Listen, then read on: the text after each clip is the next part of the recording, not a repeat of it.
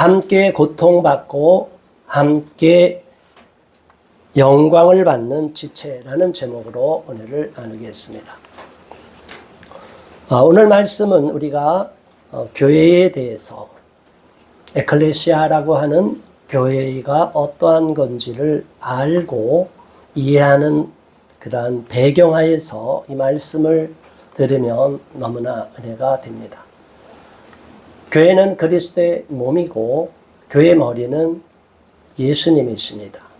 그리고 또 교회의 기초는 예수 그리스도께서 기초가 되시는 것입니다.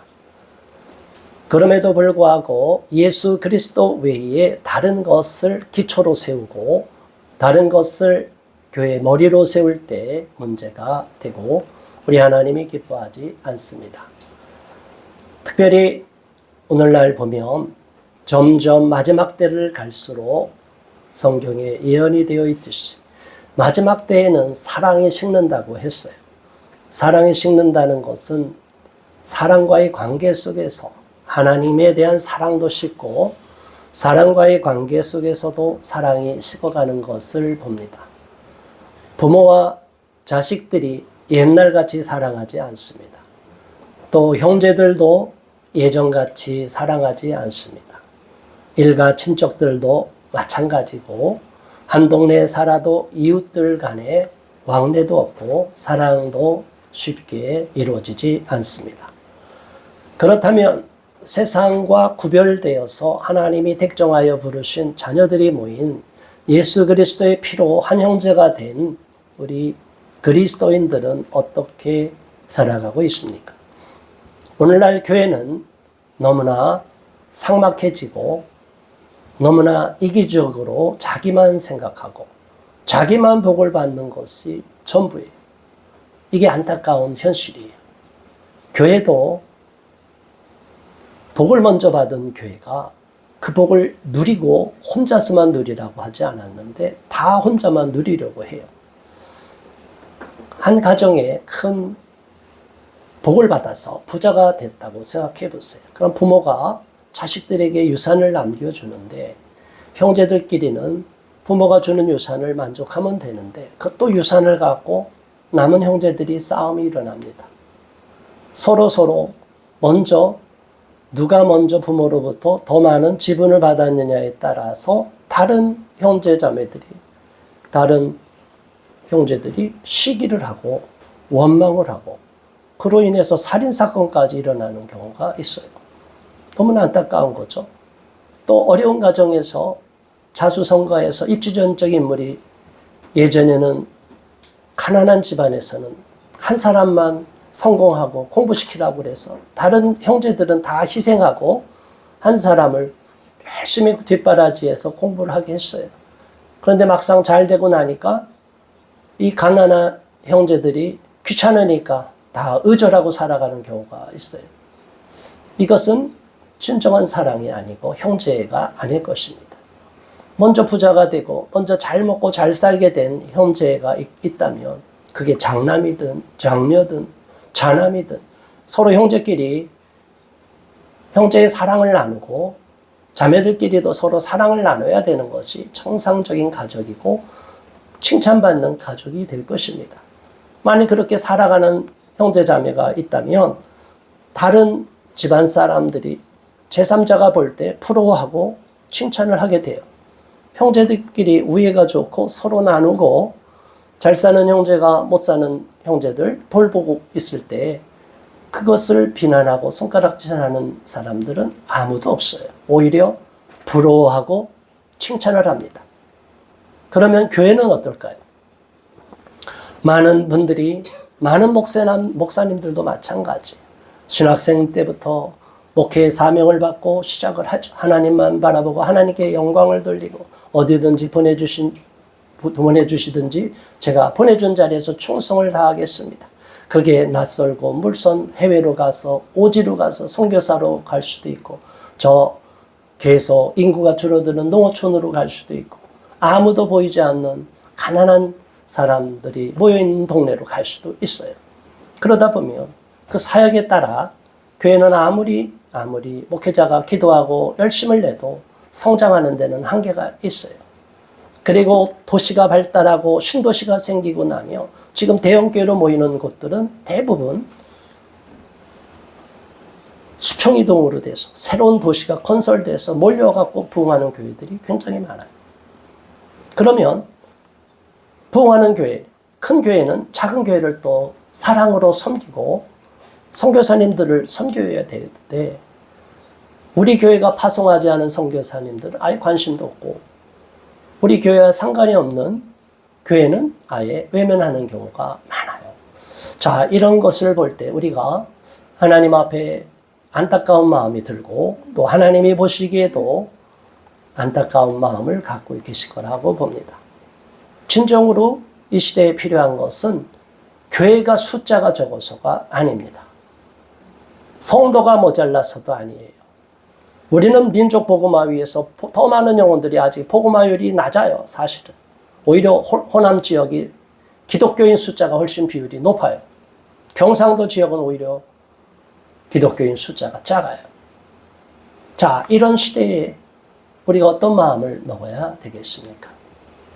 숫자만 많아서 되는 것도 아니고 하나님의 시대에 바닷물이 3.5%의 염분 농도만 가지면 썩지 않듯이 3.5%의 기독교인만 이대로 이 땅에서 최대로 살아가면 이 땅은 살만한 곳이라고 생각하고 많은 사람들이 기독교에 대해서 우러러보고 존중하는 마음을 가질 것입니다. 그런데 오늘날 기독교가 사회에서 영향력이 점점 적어지고 사탄이 기독교에 대한 반감을 갖게 만들고 반기독교 세력들이 점점 교회를 무너뜨리려고 하는 공작에 넘어가게 돼요. 여러분, 우리 몸이 건강하며 면역체계가 튼튼하면 아무리 바이러스 병균이 돌아다녀도 우리가 쉽게 감염되지 않아요. 그 말은 교회가 건강하면 아무리 공격하고 외부에서 뚫고 들어오려고 해도 그 안에서 다 박멸이 되는 거예요. 그 교회가 사랑으로 충만하고 성령으로 충만하고 말씀으로 충만하고 어느 교회든지 하나님이 영광을 받으시고 예수님의 성령의 능력 역사가 충만하면 아무도 거기서 버텨낼 수가 없어요.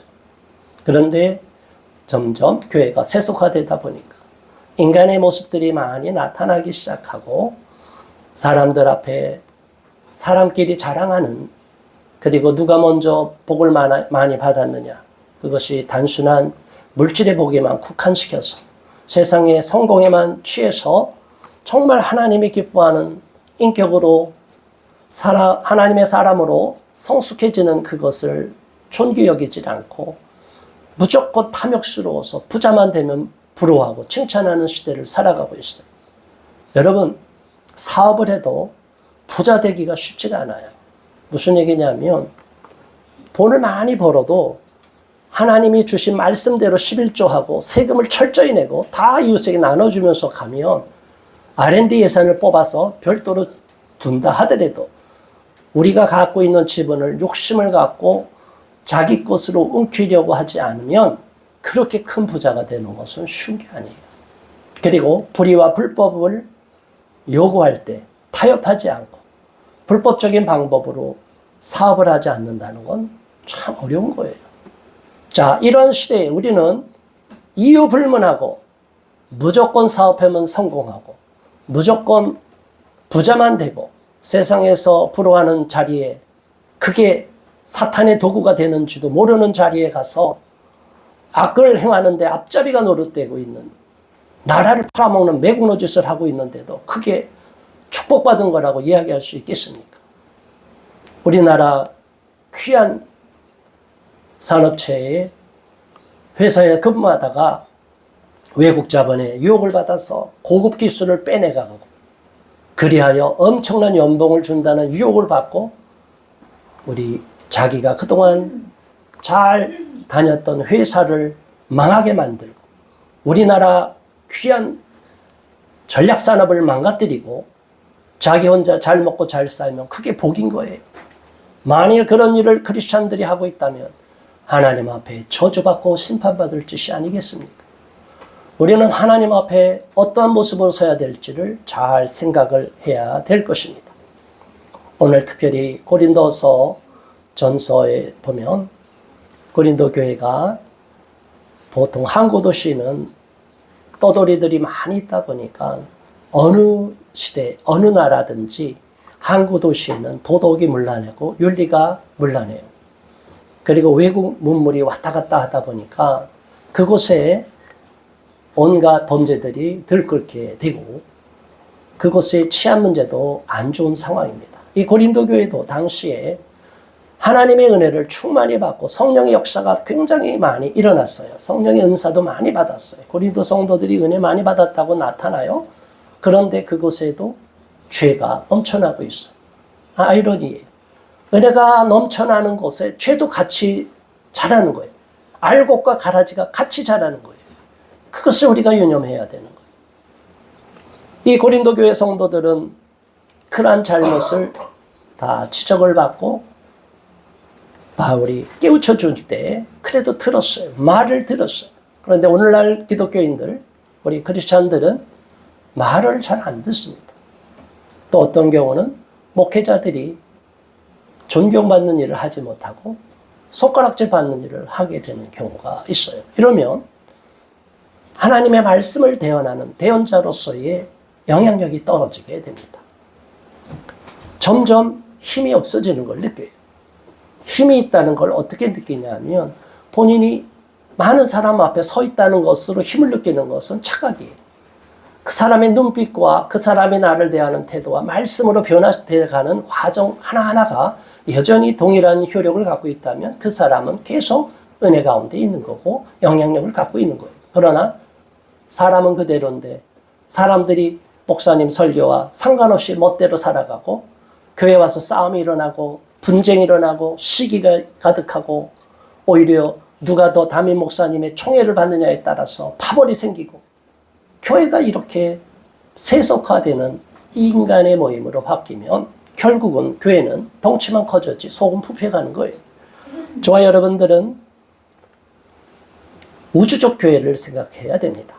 이 땅의 지상의 교회만 아니라 하나님이 온 세상의 교회를 다 보고 계시는데 하나님이 보실 땐 약한 교회가 있고 힘 있는 교회가 있고 우리가 요한계시록 2장 3장에 보면 소아시아의 7교회가 있어요. 제가 앞으로 7교회에 대해서 차근차근 이제 매주 한 교회씩 설교할 텐데 그 에베소, 서머나, 버가모, 두아디라, 사데, 필라델피아, 라오디게아 이 7교회가 각 시대의 교회가 있지만 오늘 이 시대의 각 모양대로의 교회의 모양이기도 해요. 자, 그러면 우리는 어떠한 교회를 본받아 어떠한 교회를 세워야 되는지를 잘 생각해야 됩니다. 오늘 고린도전서 12장 12절로부터 주시는 이 말씀은 진정으로 어떠한 교회를 우리가 세워야 되는지 그리스도의 몸된 교회로서 우리가 어떠한 교회가 돼야 되는지를 잘 가르쳐주는 내용입니다. 교회는 또 다른 비유로 보면 그리스도의 신부로서 성경에 말씀하고 있고 예수님이 공중 재림하실 때 우리 교회들이 다 그리스도의 신부로서 신랑 되신 예수님을 만나는 모습으로도 성경에는 기록되어 있습니다. 12절의 말씀 다시 봅니다. 몸은 하나인데 많은 지체가 있고 몸의 지체가 많으나 한 몸인과 같이 그리스도도 그러하니라. 자, 우리 사람 몸에서 가장 돋보이는 데가 어딜까요?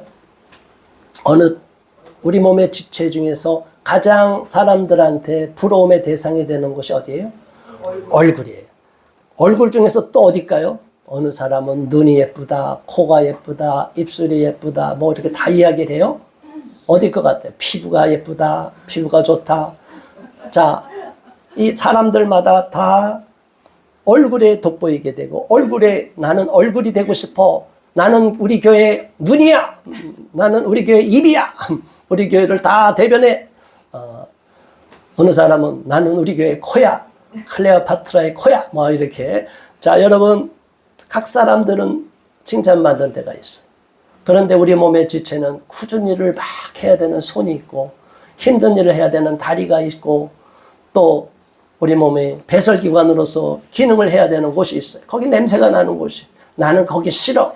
내가 왜 화장실 청소를 해? 뭐 이렇게 해서 교회 내에서도 각자 좋은 자리만 차지하려고 해요. 칭찬받는 자리만 가려고 해요. 얼굴로만 드러나기를 원해요. 보이지 않는 곳에서 말없이 섬기는 손길로서는 원치 않고, 하나님은 그런데 어느 지체든지 동일한 몸이라고 말하고 있습니다. 만약 우리가 어느 한 부분만 아프면은 치명적으로 온몸이 다 쓰러지게 돼요. 정말 치명적인 암에 걸리는 경우 보면 대부분 평상시 알지도 못하는 그 깊은 곳에 병이 걸리고 암이 걸리면 거의 급속하게 사망에 이릅니다. 뒤늦게 발견이 되는 거예요. 특히 췌장암 같은 경우는 발견되는 순간 이미 말기예요. 그냥 얼마 살지 못하고 금방 수명을 다하는 경우가 있어요. 자, 여러분, 우리 몸이 소중하지 않은 곳이 없다는 것은 우리 몸이 아무리 내가 잘난 척하고 내가 최고야 이렇게 얘기해도 다른 부분, 하찮게 여기고 저건 나보다도 형편없어 이렇게 깔봤던 부분이 나타난다 하더라도, 그렇게 지체가 자랑한다 하더라도 내가 전혀 신경 쓰지 않았던 어느 한 지체가 병이 들고 거기서 심각한 암병까지 발병하면 나머지 지체는 동시에 다 사망에 이르게 된다는 거예요. 우리 교회는 한 몸이라는 것을 잊어버리고, 한국 교회는 교파가 갈라지고 캐톨릭은 하나로 딱 하이어라키로 정립이 되어 있지만 우리는 교파가 갈라지고 디노미네이션이 막 갈라져 있어요. 그러니까 어느 파에 따라 장로교와 감리교와 켈비니즘과 알비니아니즘이 다 갈라지고 막 이러다 보니까 또 펜티코스탈 오순절도 있고 이렇게 막 갈라지다 보니까 사람들이 우리 교단의 문제는 또 관심을 가져. 근데 다른 교단에 일어나는 문제는 상관을 안 해. 또 우리 교회는, 우리 노예는 상관이 있는데 우리 노예 아닌 지역은 상관도 안 해. 자, 여러분, 우리가 그런 마음을 먹을 때 마귀는 옳거니 한다는 거예요. 틈을 노리고 공격한다는 거예요. 한국교회가 지금 위기에 처해 있습니다. 안타깝게 손현보 목사님이 구속되어 있어요. 이것은 비리나 범죄 사건으로 인한 구속이 아니라 정치적인 이슈로 인한 구속이에요. 그래서 CBN 뉴스, 우리 미국에 있는 우리 성도님이 그거를 제 얼굴도 나왔다고 해서 보여줬는데, CBN 뉴스 세계적으로 알려진 기독교 언론 방송이죠. 유튜브 구독자만 약 250만이 되더라고요.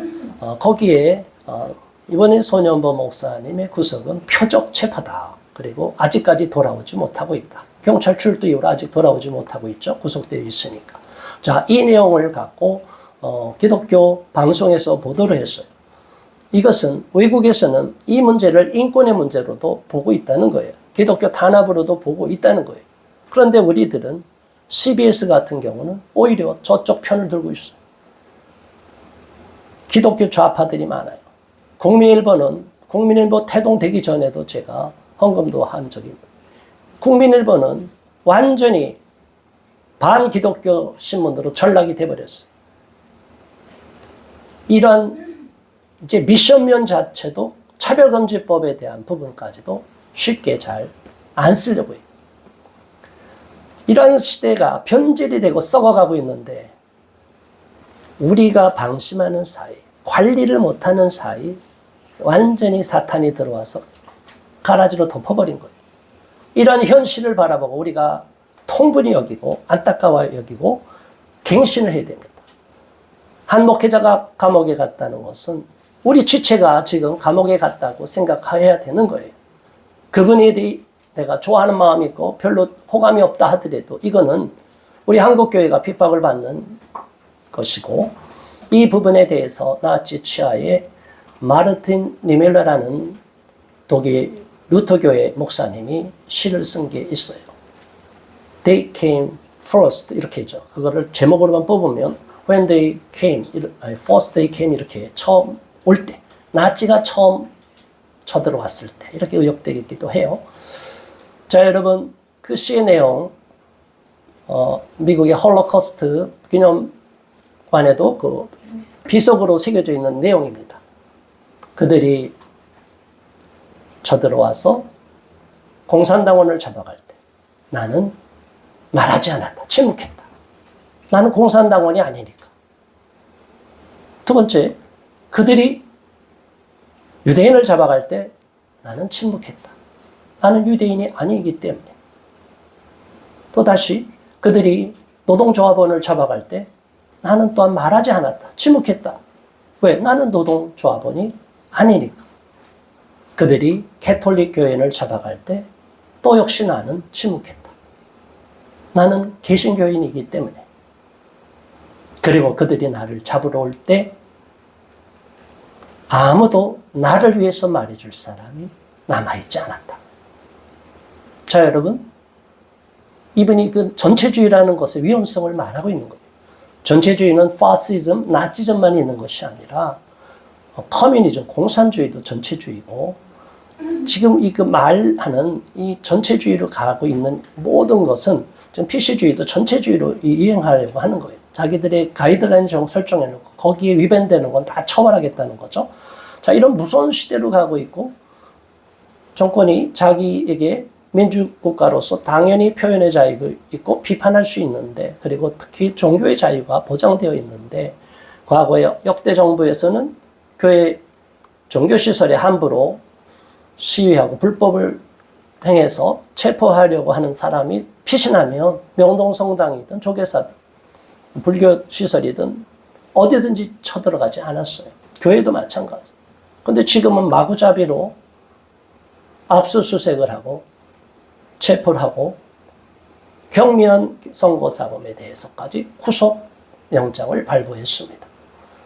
현 정부가 기독교를 믿지 않고 기독교에 대한 반감을 갖고 있는 반기독교 정부라는 것을 드러내는 것이에요.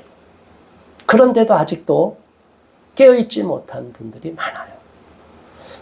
오늘 대표 기도하면서 봤을 때 가서 눈물을 흘리면서 유튜브 중계했던 우리 사모님의 목소리가 담겨 있어요. 주여 주여 소리가 절로 나와요. 저는 두 곳밖에 가지 않은 신태인교회 6명의 순교자가 나왔고요. 두안교회는 이 어린아이부터 23명이 순교를 당했어요. 공산군에 의해서, 빨치산에 의해서. 어린아이들이 무슨 죄가 있어요? 부모 따라. 그런데 놀랍게도 그곳에 부임했던 목사님들이, 사역자들이, 그 집사님 특히 그곳에서 믿음을 잘 지켰어요. 그러니까 요동하지 않는 거예요. 교회에서 예배 드리지 말라고 그래도 예배 드린 거예요. 가서 잡아가서 구타하고 고문해도 끝까지 신앙을 지킨 거예요. 그러니까 한 집안에서 16명인가요? 그냥 완전히 다 몰살을 당하고. 근데 그 교회가 놀라운 것은 현재 있는 목사님이 부임하셔서 2000년도에 부임하셔서 이 사실을 드러내서 이게 순교자의 기념교회가 되게끔 만들어놨어요. 다 유적지를 살려놨고 그 교회에 가해자들이 많이 나오고 있는 거예요. 피해자들은 다 용서하고 그 재산까지도 가해자들한테 다 나눠주고 다른 지역으로 가고 거기는 가해자만 남아요. 많이 남아있던 거예요. 그래서 나중에 피해자의 친척 일부가 또 나와서 같이 있는 교회예요. 그러니까 아무도 얘기를 할 수가 없는 거예요. 묻어놓을 수밖에 없는 거예요. 한 마을에서 그 옛날에 얼마나 조그만 마을이에요. 거기서 23명이나 피비린내 나게 잔인하게 죽였어요. 축창으로다가.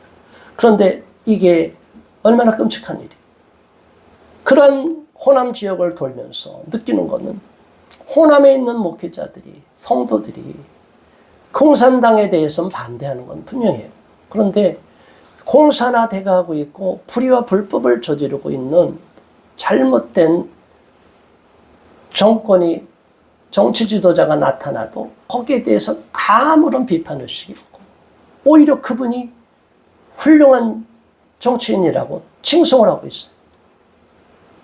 아펜젤로 선교교회에서 우리 구토순례단이 저는 없었는데 아펜젤로 선교사 기념교회가 어떤 교회예요? 미국의 선교사님이 우리나라에 와서 그 희생해서 그걸 기념하는 교회 아니에요. 그럼 미국에 대한 어떤 마음이 있어야 돼요? 고마운 마음이 있어야 되죠. 거기서 목회자가 반미 설교를 했어요. 트럼프를 조롱하고. 자, 여러분, 지금 이 나라가 거긴 군산에 있는 교회로 알고 있는데, 자, 이런 안타까운 마음, 호남뿐이 아니에요. 경상도도 그러고 충청도도 그러고 곳곳에 빨치산의 후예들이, 공산주의를 신봉했던 자들이, 후손들이 지금 다 자리를 잡고 있어요. 이 서울 수도권 말할 것도 없어요. 이런 시대에 우리 크리스찬들은 어떠한 마음을 갖고 살아가야 되겠습니까? 순교의 마음을 참여 안아서 제가 그 한밤에 전 늦게 도착해서 그 유적지 기념비를 보고 아침에 잠깐 사진 찍고 왔지만, 순교 기념탑에 새겨진 23사람의 그 이름을 보면서 어떤 마음이 들었겠어요.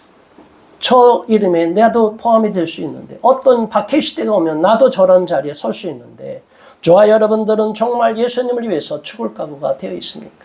아니, 우리의 지체들이, 우리의 형제들이 교회가 핍박을 당하고 있는데 여러분 정말 마음 아파하고 걱정하고 있습니까? 우리 자신을 돌아봐야 되겠습니다. 교회가 그리스도의 몸이라는 사실을 잃어버릴 때 그리스도의 교회 머리 대신 우리 예수님이 얼마나 마음을 아파하시겠어요? 자식끼리 서로가 돌보지도 않고 형제들끼리 서로 싸움이나 저지르고 있고 시기나 다툼이나 있고 욕심만 부릴 때 어느 한 아들이 아파 있으면 서로 돌봐야 되는데 자식들이 서로 팽개치면 부모 마음이 어떻겠어요? 똑같은 마음이에요. 우리 시대에 핍박받는 교회를 위해서 기도해야 되고 소년보 목사님의 속히 석방되도록 기도해야 될 줄 믿습니다. 13절, 우리가 유대인이나 헬라인이나 종이나 자유인이나 다 한 성령으로 세례를 받아 한 몸이 되었고 또 다 한 성령을 마시게 하셨느니라. 14절, 몸은 한 지체뿐만 아니요 여럿이니. 15절, 만일 발이 이르되 나는 손이 아니니 몸에 붙지 아니하였다 할지라도 이로써 몸에 붙지 아니한 것이 아니요. 자, 어떤 못된 발이 있나 봐요. 무좀에 걸린 발일 거예요. 저는 이 발이 썩어가는 발이라고 저는 생각해요. 이 마음이 썩어 있는 발이 열심히 온몸을 다 이끌어가는 발이죠. 그러니까 이 교회는 내가 다 이끌어가는 거야. 그래서 발이 오만방자해갖고 저 손 아무것도 하는 거 없어. 난 손이 아니야. 발이야. 이 교회는 내가 끌어가. 나 마음에 안 들면 오른쪽으로 갈 거야. 목사님 이상해. 나 왼쪽으로 갈 거야. 그래서 발이 마음대로 막 해요. 그 발은 잘라버려야지. 근데 잘라버릴 수도 없어요. 우리 몸이니까 잘라버릴 수도 없는 거예요. 고침을 회개하도록 만들어야 돼. 또 16절, 또 귀가 이르되 나는 눈이 아니니 몸에 붙어 있지 아니하였다 할지라도 이로써 몸에 붙어 있지 아니한 것이 아니요. 나는 몸에 안 붙어 있어. 나는 따로 놀 거야. 나는 귀고 난 따로 놀 거야. 발은 따로 놀 거야. 여러분, 우리 발, 손발 모든 지체가 나 혼자 따로 있어. 교회 나 상관없어. 그러면 돼야 안 돼요? 안 되는 거예요. 우리는 어느 모양으로 되어 있든지 교회 구성원이 되어 있는 거예요. 지체가 되어 있는 거예요. 한 몸이라는 거예요. 머리 대신 그리스도를 섬기는 한 지체가 되어 있는데 서로 잘난 척하고 시기하고 하나님께 복을 받으면 막 정말 기뻐해야 되는데 속에서 막 시기심이 생기는 사람들이 있어요. 하나님께 부러우면 기도하면 되잖아요. 또 나에게도 그런 복을 주시면 되잖아요. 하나님, 우리 성도 중에 누가 장로님이, 권사님이, 집사님이 먼저 복을 받았네요. 할렐루야. 하나님 감사합니다. 축복해 주세요. 다음엔 제가 복을 받게 해주세요. 여러분, 이런 기도가 해야 되죠?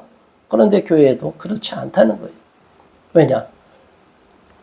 칭찬을 받고 상을 받고 담임 목사님이 또 그 가정을 축복하고 공개적으로 칭찬하니까 속에서 부러움이 생기고, 부러우면 마음이 두 가지 마음이 들어요. 분발하는 마음과 확 쉬게 하는 마음. 그리고 자기가 그렇게 되지 못한 거에 대해서 막 분노의 감정도 생기고 너무 안타까운 거예요. 그런데 17절 이렇게 말하고 있습니다. 함께 봉독합니다. 만일 온몸이 눈이면 듣는 곳은 어디며 온몸이 듣는 곳이면 냄새 맡는 곳은 어디냐. 하나님께서는 각 사람에게 달란트도 주시고 은사도 주시고 각 역할을 주셨어요. 그래서 교회는 귀를 맡은 사람은 잘 듣고 입을 맡은 사람은 잘 말하고 코로 맡은 사람은 또 냄새를 잘 맡아야 돼. 자, 그런데 서로 칭찬을 받으니까 그 한 지체만 부러워하면 안 된다는 거죠. 다 얼굴이 되면 여러분, 사람이 얼굴만 동그랗게 축구공처럼 생기면 어떡할까요? 그 사람 멋있어요? 기형아예요, 기형아. 그쵸? 다 얼굴이 되겠다고 해서 몸, 귀, 발 다 얼굴에 붙어 있어. 그러면 그런 게 사람이면 어떡할 거예요? 그럼 사람 같지 않잖아요. 그런데 그런 사람이 되고 그런 교회가 되기를 원하고 있다는 거예요. 우린 그런 마음을 버려야 되겠습니다. 18절, 그러나 이제 하나님이 그 원하시는 대로 지체를 각각 몸에 두셨으니 만일 다 한 지체뿐이면 몸은 어디냐? 이제 지체는 많으나 몸은 하나라. 자, 21절 다 같이 봉독합니다. 눈이 손더러 내가 너를 쓸 데가 없다 하거나 또한 머리가 발더러 내가 너를 쓸 데가 없다 하지 못하리라. 우리는 그런 권한이 없다는 거예요. 담임 목사가 함부로 성도들을 판단, 정죄할 수도 없어요. 우리는 각 지체는 지체의 역할만 잘하면 되는데 내가 아유 너는 별 볼 일 없어. 너는 저리로 가. 이렇게 지체끼리 서로 판단하고 정죄하고 평가절하하고 무시하고 이렇게 하면 안 된다는 거예요. 그래서 우리 교회에 아주 잘난 사람도 있고 또 못난 사람도 있을 수 있고 부족한 사람도 있어요. 교회는 워낙 죄인들이 모이는 곳이에요. 그래서 죄인들이 모여 회개하여 새 사람이 되는 곳이죠. 그러다 보면 아직 부족한 상태에 있는 사람이 있을 수도 있어요. 우리가 그 사람들을 또 내치지 말고 외면하지 말고 잘 품고 그들을 위해서도 중보기도 하면서 온전한 크리스찬으로 성장할 수 있도록 서로 돕고 격려해야 될 줄로 믿습니다. 아무리 훌륭한 교회에서 일을 감당하고 충책을 맡고 있다 할지라도 함부로 하찮다고 하여 상대방을 깔보면 안 됩니다. 이건 목회자인 저도 마찬가지. 저도 마찬가지로 활동하는 가운데 어느 조직에서 남을 함부로 평가하고 무시하는 경우가 있어요. 그런 죄성이 있어요. 그런 거를 빨리 회개하고 돌이켜야 된다는 거예요. 우리 모두 남을 낮게 여기고 한 분 한 분을 귀하게 여겨야 될 줄로 믿습니다. 왜냐하면 22절, 23절 놀라운 비밀이 있기 때문이에요. 시작. 그뿐 아니라 더 약하게 보이는 몸의 지체가 도리어 요긴하고 우리가 몸에 덜 귀히 여기는 그것들을 더욱 귀한 것들로 입혀주며 우리 아름답지 못한 지체는 더욱 아름다운 것을 얻느니라. 아멘. 이 역설의 법칙이죠. 우리 인간의 눈으로 보는 대로 하나님은 똑같이 보지 않다는 거예요.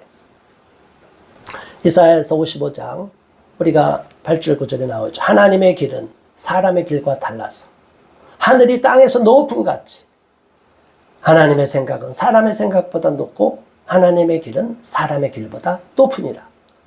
하나님이 보는 눈과 사람이 보는 눈은 동일하지가 않은데 우리는 내가 보는 눈이 하나님의 눈일 거라고 착각하게 빠지고 또 자기가 믿고 확신하는 것을 그대로 하나님도 그대로 이행해달라고 하나님 앞에 무리한 요구를 하는 경우가 있어요. 저와 여러분들은 이러한 교만한 마음, 어리석은 생각을 버리고 하나님은 오히려 연약한 자들을 들어서 강한 자를 부끄럽게 하신다는 것을 아시고 우리의 약함을 오히려 불평하고 원망하지 말고 하나님께 감사함으로써 그 약함을 강함으로 바꿀 수 있기를 바라고 하나님 앞에 더 존귀한 자로 인정받고 칭찬받는 하나님의 자녀들 그리스도의 몸된 지체가 되시기를 주님의 이름으로 축원합니다. 그게 진정한 크리스찬의 모습이 되는 것입니다. 24절 우리의 아름다운 지체는 그럴 필요가 없느니라 오직 하나님이 몸을 고르게 하여 부족한 자들에게 귀중함을 더하사 몸 가운데서 분쟁이 없고 오직 여러 지체가 서로 같이 돌보게 하셨느니라. 하나님의 마음은 부모의 마음과 동일하죠. 우리 부모의 마음을 주신 것도 하나님이시죠. 각 지체가 서로 공평하게 서로 나누고 가진 것을 서로 상통하고 그런 것을 원해서 초대교회는 그런 일이 많이 일어났어요. 네, 오늘날 현대교회는 점점 그런 모습이 사라져가고 있기 때문에 우리 교회가 그러한 초대교회 신앙을 본받아야 될 줄로 믿습니다. 마지막으로 26절, 27절 봉독합니다. 만일 한 지체가 고통을 받으면 모든 지체가 함께 고통을 받고 한 지체가 영광을 얻으면 모든 지체가 함께 즐거워하느니라. 너희는 그리스도의 몸이요 지체의 각 부분이라. 아멘. 자, 오늘 설교의 핵심 내용, 오늘 본문의 핵심 내용이 바로 이 내용입니다. 어느 한 지체가 고통을 받으면 함께 아파야 되는데, 아유 저 아파, 자꾸 우리 몸을 아프게 해. 아유 저 아픈 거 수술도 필요 없어, 잘라버려. 자, 여러분, 이런 마음을 하는 크리스천들이 많아요. 오늘날 교회. 아, 저건 우리 편이 아니야. 왜 저런 것들이 나타나게 돼? 말도 안 되는 내용이 있으면 되겠냐? 있을 수가 없다. 우리 모두가 하나님 앞에 바로 서고 온전히 서야 될 줄로 믿습니다. 하나님께서는 우리 몸의 지체가 서로 아프고 고통을 당하면 서로 아파하라는 거예요. 그리고 한 지체가 영광을 받으면 와, 우리 몸이 영광을 받았네, 우리 같이 기뻐하라는 거예요. 이게 원래 하나님이 저와 여러분에게 주시는, 요구하는 우리의 신앙의 모습이 되어야 된다는 것입니다. 우리는 각자 그리스도의 몸이고 각 지체라는 것, 그리고 우리 머리 되신 분은 예수 그리스도라는 것을 잊지 마시고, 우리 교회 목사님들, 성도님들이 핍박을 당하거나 억울한 일을 당할 때 우리가 그들 편에서 목소리를 내주고 함께 아파주고 용기를 주고, 힘들어하는 교회가 있으면 우리가 격려해야 되고, 서로 많이 가진 교회는 어려운 교회를 나누고 베풀어주는 그런 그리스도의 사랑을 회복할 수 있기를 주님의 이름으로 축원합니다. 우리 모두 그러한 신앙인이 될 수 있게 해달라고 이 시간 잠시 합심하여 통성으로 기도하겠습니다. 주여, 할렐루야. 하나님 아버지 감사합니다. 고맙습니다. 하나님, 우리가 너무나 잘 아는 말씀을 다시 한번 이 시대 속에서, 오늘의 이 시점에서 다시 한번 돌아보게 해주셔서 감사드립니다. 한국교회가, 세계교회가 그리스도의 몸된 교회로서 각 지체가 됨에도 불구하고 우리는 서로 외면하고 나 몰라라 할 적이 많았습니다. 지금 핍박을 당하고 있는 목사님, 감옥에 갇혀 있는 목사님이 계심에도 불구하고 우리는 외면하고 그분을 내 편이 아니고 내 마음에 들지 않는다고 하여 배척하는 경우도 있었습니다. 하나님, 이러한 잘못을 회개하오니 용서하여 주시옵소서. 그리고 우리 교회가 아니고 다른 교회고 나와 생각이 다르기 때문에 마땅히 그런 일을 당해도 된다는 교만한 마음이 있었다면 그 마음을 회개하고 돌이키기를 원합니다.